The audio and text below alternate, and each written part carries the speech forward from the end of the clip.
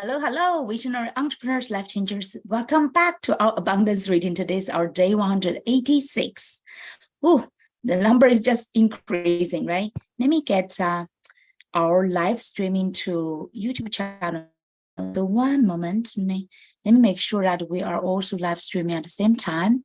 So our people, people subscribe to our YouTube channel could watch it live.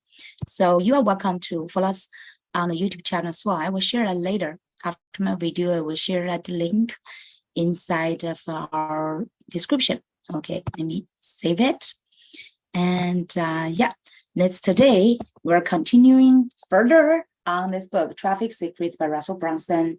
And this is your underground playbook for filling your websites and funnels with your dream customers. Today we're on page 214. And we are this week we will talk about Google traffic secrets. Previously we talked about Instagram traffic secrets, and then Facebook traffic secrets, and now it's Google. And next time will be next one will be like YouTube. Among four of them, I think Google is like the one I am least familiar with.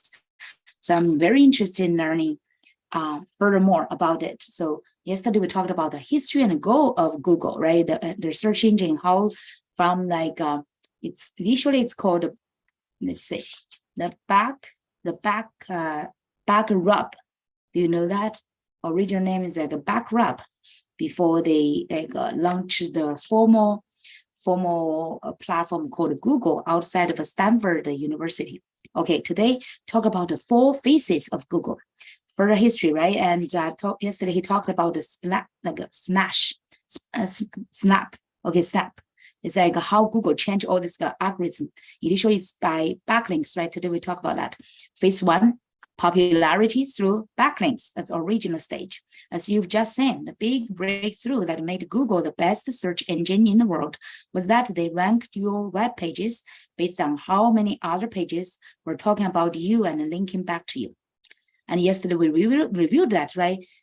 Because it sounds like genius, but also people can play the game with it and manipulate it. So each link that someone else posted on a page that linked back to your website counted as a vote and pushed your page up through Google's rankings. So if you find many more other pages to link back to your website, you will be the most popular one, right? So the game was fun. The game, like he mentioned, is a game. You would pick a keyword you wanted, found out how many backlinks the person who was ranked number one had, and then, like Russell mentioned, you can use some application, like an app, to find out how many backlinks the person who was ranked number one had. Then you can beat them, right? So just like game.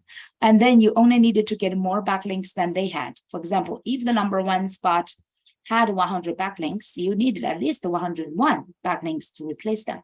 The problem is that it created a game that was easy to win if you were okay with spamming the search engines. True, right? People play those games. People would hire huge teams of workers overseas to post their links on every website they could find. Why? I think I saw some kind of people, they are just like even one person create multiple accounts and do all this kind of game stuff. Okay, so I saw some people use their mother's link and create a different other people's profiles. I hate this kind of spamming game. Okay, just hire overseas because it's cheap, right? And hundreds of them or thousands of them to post their links on every website they could find. They just showed me, some people just showed me their groups, all those networking of like a gaming playing groups, and just for promotion. Even this is like a black market, my God, online. Eventually, software was also built that would allow you to post hundreds of links with the simple click of a few buttons. What started out as the perfect ranking algorithm quickly became a cesspool with the most spammed pages rising to the top. See, people are smart, right? They can manipulate. Okay, this didn't give Google's users a good customer experience, so they had to make changes. That's true. Now, phase two, page rank and on-page optimization. To clean up this mess. Google started to look more closely at two things. The first was the actual quality of the links that were pointing back to you. They created something called PageRank to give a quality score to every page. PageRank, let me get my pencil. PageRank gave a quality score to every page. This made it possible to assign a weight to every link that was pointing back to your website. Sounds good, right? But for example, now Facebook, even now, today, I just saw somebody showed me that they use multiple faked accounts on Facebook, multiple, create some traffic. Gosh. No longer would 101 links beat out 100 links. Instead, if you had fewer links coming from higher quality pages, you could win. See, so it's not just a quantity game. Now they introduced like a quality, right? Even with much fewer links. This solved a lot of problems for Google and cleaned up the results for a while. But inevitably, it made people start focusing their spamming efforts on better sites. Pretty soon, a whole underground industry popped up where you could buy links on high page rank sites, high page rank sites. Okay, so yeah, if they have some good quality, then they sell it. Gosh, because garbage sites were rising to the top of the search engines. Google had its spiders look more closely at the actual content that was on the pages, not just how many links the web pages were getting. Google rewarded people who structured their web page content in a way that gave people the best user experience. This created a whole new industry of specialists who became amazing at doing on-page optimization. Okay, on-page optimization. Essentially creating pages that Google loved to rank high. But as happens with most good things, the marketers mastered the algorithm again. This is just like exactly like when I was working in the IT security industry. This says that they said how say one side play the game, another side will always play a higher play game above it. Gosh, and the game will continue. They created software that would find articles from other people's sites, script the articles, rewrite them. We used to call it spin, because it would take a percentage of the words in the article, look for other words in thesaurus that had similar meanings, and replace original words with the new similar words, so it looked like a new article. Gosh, that's like a spinning. Think about ChatGPT. Now they can use AI to do similar things, right? Okay, and display them in a way that would trick Google into ranking them high once again. Ultimately, it still gave end users a bad user experience. As good as Google's algorithm was, people kept finding ways to beat it. Funny that, okay. Phase 3, number 3, the Google Zoo, panda, penguin, hummingbird.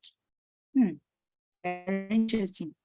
Starting in about 2011, the organic Google Snap began, meaning Google made a bunch of huge algorithm changes designed to clean up their search results. Each update was given the name of an animal. It started with panda, which killed content farms and scraper sites that people had created to beat the algorithm. In 2012, they should call, by the way, they should call it Kung Fu Panda. Okay. In 2012, Penguin went live, penalizing people who were buying links or obtaining them through networks that were designed to boost the search rankings. Penalizing people who were buying links or obtaining them through networks that were designed to boost the search rankings. This game is still continuing, let me say, in 2013. Hummingbird figured out the intent behind a search rather than just the keyword itself, giving Google the artificial intelligence. That's AI, right? Artificial intelligence needed to figure out what people were actually looking for. Hummingbird. Okay. intent behind the search. Okay. This was a huge update to Google's core algorithm, and it had only one goal: to make a better experience for those who were searching for something. So hummingbird and panda, starting with panda and the penguin. So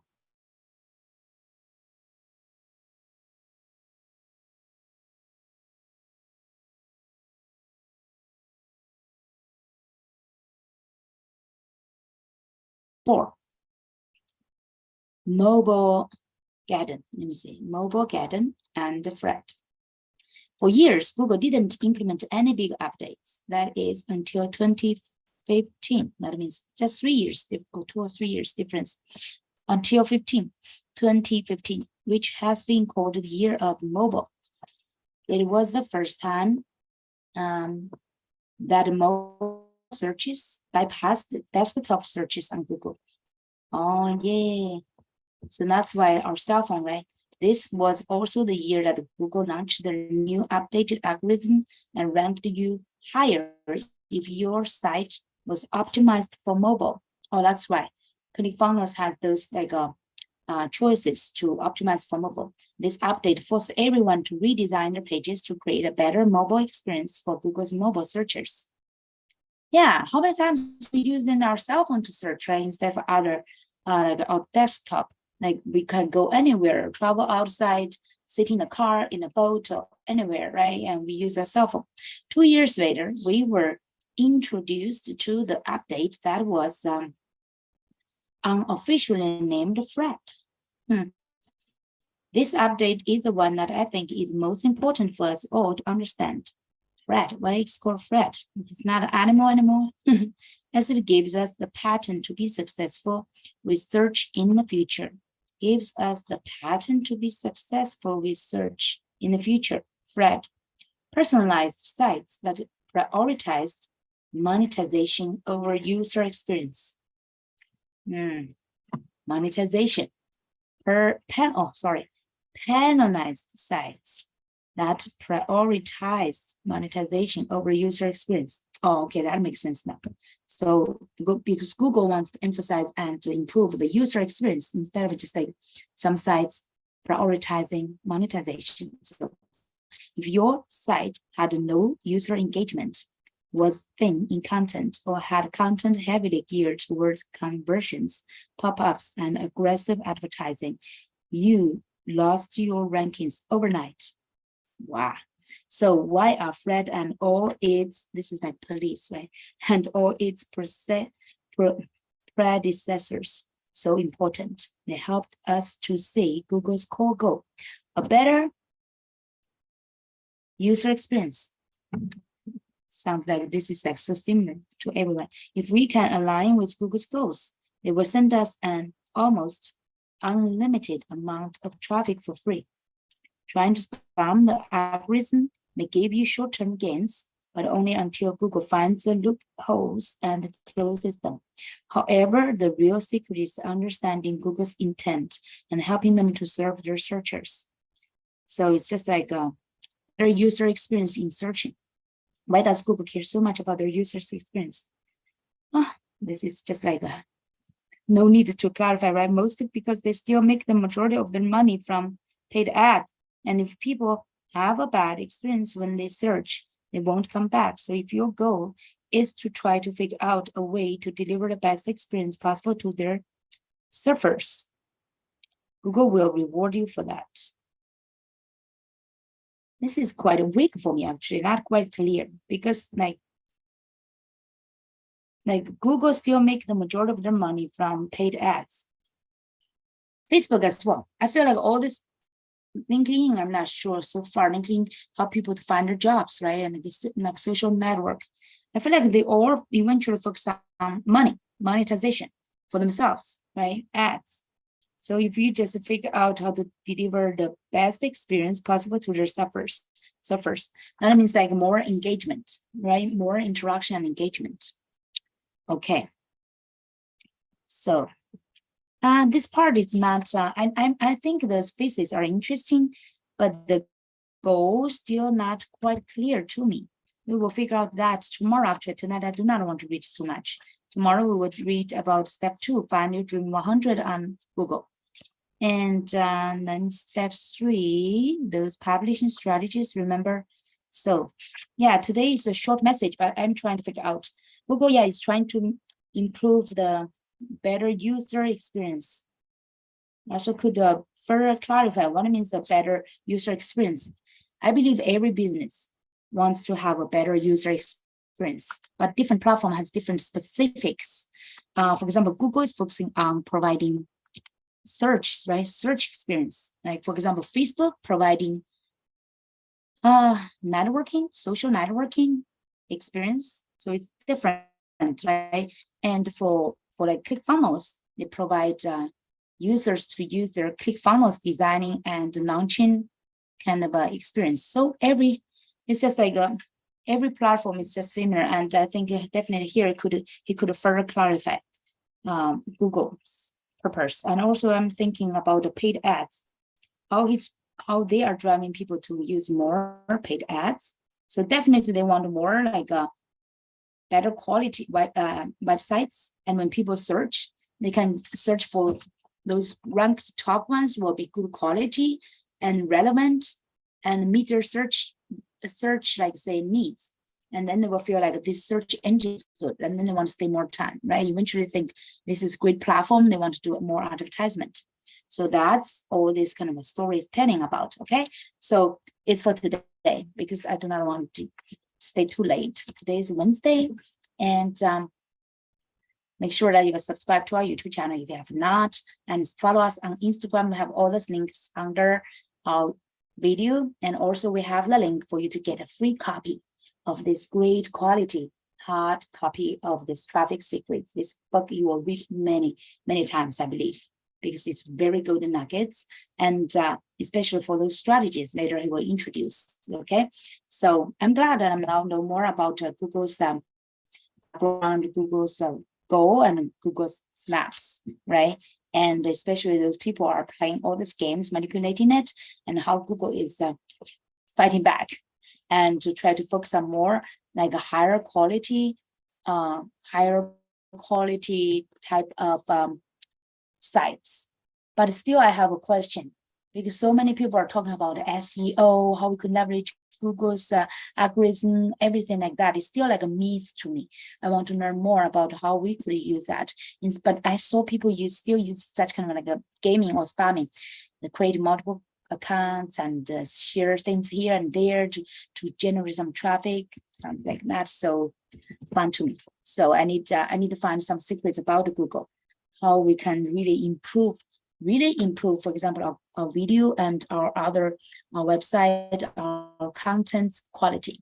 That's all what matters, right? We're here to contribute to quality, contribute to great content, contribute to inspiration and the values, instead of just playing all this game. I'm honestly a little bit tired of it. No, many people have a great good followers, but not necessarily have a good like values, right? So that's what I want to learn from all these kind of books, to get the truth and real solution from there. Okay, how could we really create some quality stuff and real organic traffic? Okay, so let's keep this exploration and learning and progress. Okay.